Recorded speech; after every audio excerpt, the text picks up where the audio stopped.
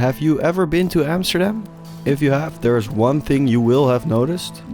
Bicycles. The city is owned by cyclists. Everyone who lives in the city is a cyclist.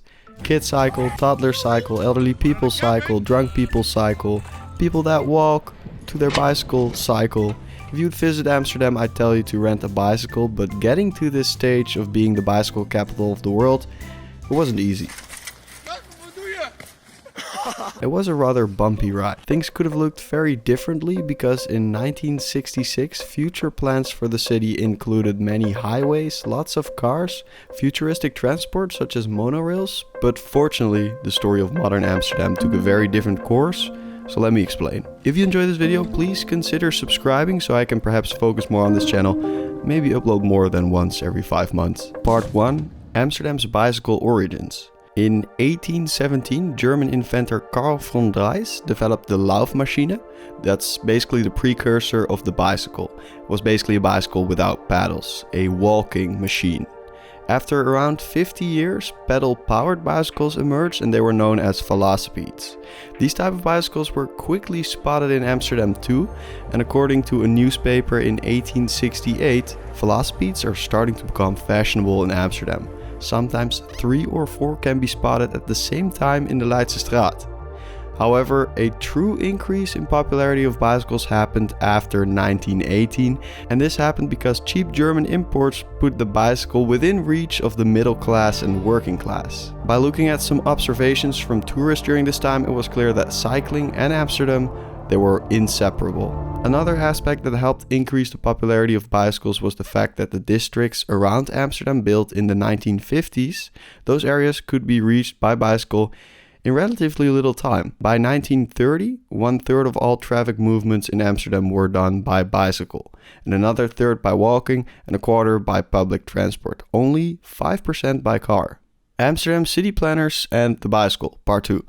So, some city planners did recognize the importance of the bicycle. Urban planner Cornelis van Eesteren, he saw the bicycle as a key solution to avoid urban sprawl, which occurred in so many American suburbs. However, not all city planners recognized this importance. Even though they did see it as an ideal means of transport, the bicycle was beyond their control. Urban planner S.J. van Eptem, he described it as extremely unruly and unmanageable for experts. It's clear that the bicycle was tolerated, but nothing more than that. Part 3. The competitor. With the bicycle being such a clever, easy and cheap mode of transportation, what could possibly be a threat? The car. A vehicle that takes up more space, much more complex to drive, much less appropriate for a city like Amsterdam. Unfortunately, cars belonged to the urban elite. They wanted space for their cars and they were proposing to fill up the canals for parking space, and experts made excessive estimations about car ownership by citizens in Amsterdam. This did not lead to a redesign of the city right away, but after the Second World War, growth in prosperity, the general public was also expected to travel by car. The car was seen as a modern means of transport of that time, and it gradually started to become more and more popular. By 1960, the passenger miles made by car overtook those made by bicycle, and it still continued to grow.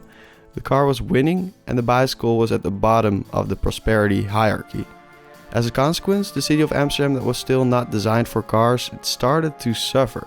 Streets became busier, every bit of public space became a potential parking space, and beautiful squares such as the Noordermarkt, Amstelveld and Spui, they turned into parking lots. To back it up for you, here are some key numbers. In 1957 there were 35 cars per 1,000 inhabitants in Amsterdam, and by 1965 this had more than tripled to 128, and it doubled again to 250 by 1980. As a result, cycling became more risky because of the cars, and this was another reason for taking the car.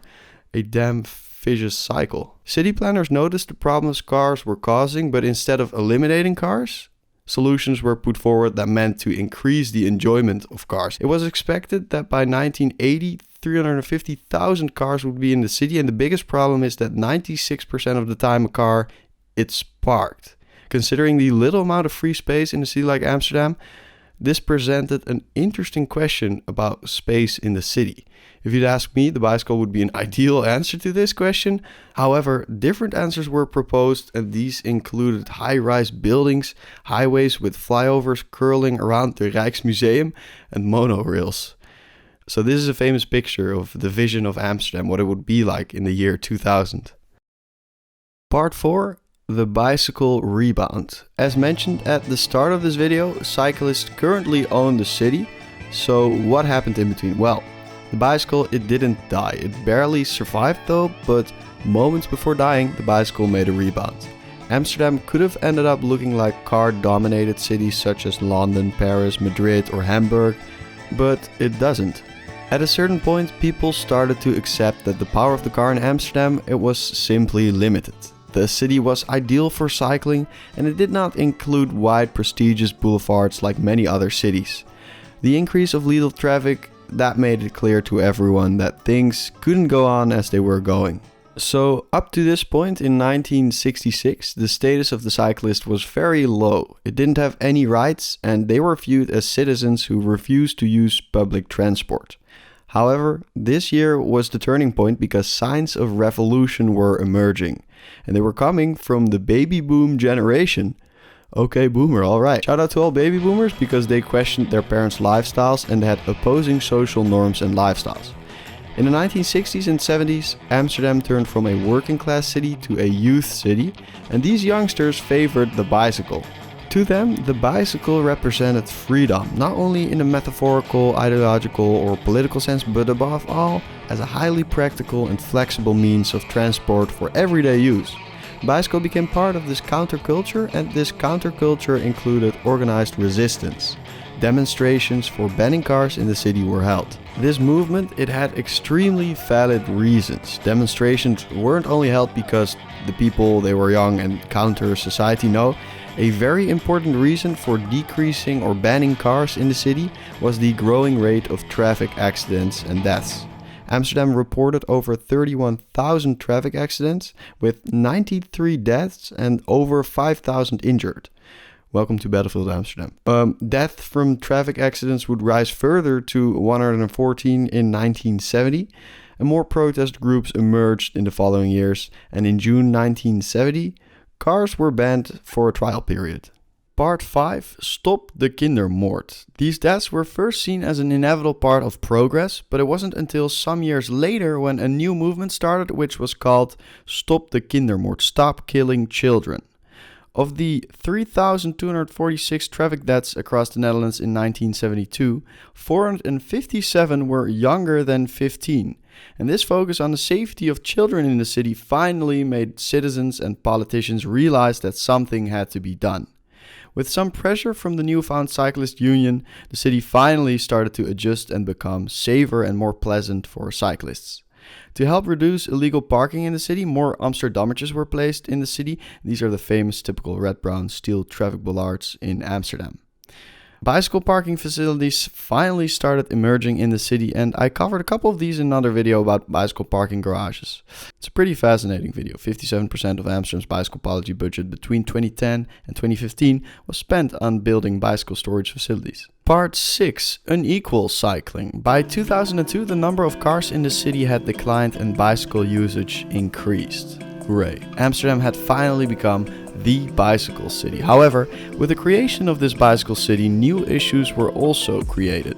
One of these issues appeared because the older working class districts had improved so much that it attracted young rich people, which caused gentrification.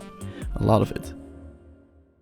Cyclists, the critical mass. What's very interesting about cycling in Amsterdam is that even though it can look chaotic, it is actually very safe.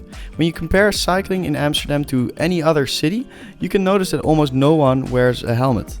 The safety of cycling here in Amsterdam does not have anything to do with the infrastructure of Amsterdam, but with the amount of cyclists, because apparently the more people that ride bicycles, the safer it becomes. And they call this concept critical mass. If there are enough of you, you claim the space. Disappearing culture. cycling in Amsterdam, it became so practical that the bicycle culture started disappearing. Many of the city's residents prefer an old, unattractive, nearly broken down bicycle because these type of bicycles, they are not worth stealing. Out of all Dutch cities, the highest number of bicycles are stolen in Amsterdam. Every year, 11,000 bicycles are stolen. That's around 77 bicycles each day. After the year 2000, bicycles and bicycle traffic continued to increase, and in addition to this increase, new bottlenecks and also opportunities emerged again. And the first bottleneck was bicycle parking. A lack of parking facilities caused bicycles to be laying around all over the city.